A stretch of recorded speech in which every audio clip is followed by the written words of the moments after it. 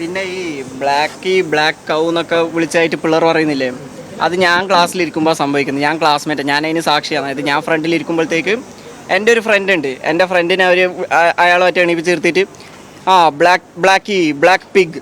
എൻ്റെ ഒരു മറ്റെന്താ പറയുക, വേറെ ഫ്രണ്ട് എന്ന് വെച്ചാൽ അവൾ പെണ്ണാണ്.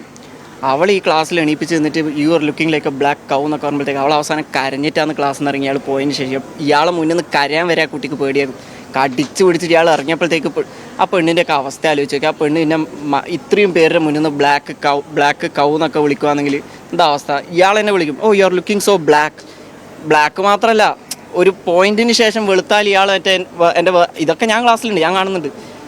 വേറൊരു ഫ്രണ്ടിനെ വൈറ്റ് കോക്രോച്ച് എന്ന് വിളിക്കും. ഒരു പരിധിക്ക് ശേഷം വെളുത്താൽ വൈറ്റ് കോക്രോച്ച്, ഒരു പരിധിക്ക് ശേഷം മെലിഞ്ഞാൽ ക്യാൻസർ പേഷ്യൻറ്റ്, എൻഡോസൾഫാൻ, ഇതൊക്കെയാണ് അയാൾ പറയുന്നത്. എനിക്കറിയില്ല.